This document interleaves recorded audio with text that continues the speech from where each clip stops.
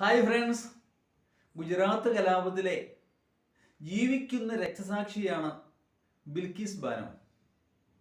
ബിൽക്കിസ് ബാനോ കേസിലെ 11 പ്രതികളെ jail മോചിതരാക്കിയ Gujarat government നടപടി സുപ്രീം കോടതി ഇന്ന് റദ്ദ് ചെയ്തു.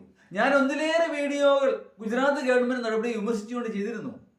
ഞാൻ മാത്രമല്ല, ഇന്ത്യയിൽ അങ്ങോളം ഇങ്ങോളമുള്ള പൊതുസമൂഹം തീർച്ചയായും അതിനെ എതിർക്കുക തന്നെ ചെയ്തിരുന്നു. ഒന്ന് ആലോചിച്ച് നോക്കിയേ, 20ാമത്തെ വയസ്സിൽ ഇന്ന് പാവം പെൺകുട്ടിക്ക് 3 വയസ്സായ തൻ്റെ മകളെ ഉൾപ്പെടെ 7 പേര് ആ കലാപത്തിൽ കൊല ചെയ്യപ്പെട്ടു. ഇപ്പോഴും അവർ ജീവിച്ചിരിക്കുന്നു എന്നുള്ളത് തന്നെ ഒരു അത്ഭുതമായിട്ടേ കണക്കാക്കാനാവുകയുള്ളൂ. ഏതാണെങ്കിലും ബിൽക്കിസ് ബാനോയ്ക്ക് നീതി ലഭിച്ചു എന്നൊന്നും ഞാൻ പറയുന്നില്ല. എങ്കിലും തീർച്ചയായും ഇതൊരു നല്ല വിധി തന്നെയാണ്. കാരണം അടുത്ത കാലത്തായി കോടതികളിൽ നിന്ന് വരുന്ന പല വിധികളും ജനഹിതം കൂടി പരിഗണിച്ചല്ലേ എന്ന് സംശയിക്കേണ്ടി വരും. ജനഹിതം എന്ന് പറഞ്ഞാൽ ഗവൺമെന്റ് ഹിതം, ഗവൺമെന്റ് ഇംഗിതം അനുസരിച്ചല്ലേ വിധിന്യായം പുറപ്പെടുവിക്കുന്നതെന്ന് പലപ്പോഴും സംശയം തോന്നിപ്പോവുകയാണ്. അതിനൊരു അപവാദമാണ് ഇന്നുണ്ടായ സുപ്രീം കോടതിയുടെ ഈ വിധി. ഇത് മറ്റ് ജഡ്ജിമാർക്കും മറ്റു കോടതികൾക്കും ഒരു മാതൃകയാകും എന്ന് തന്നെ നമുക്ക് പ്രതീക്ഷിക്കാം.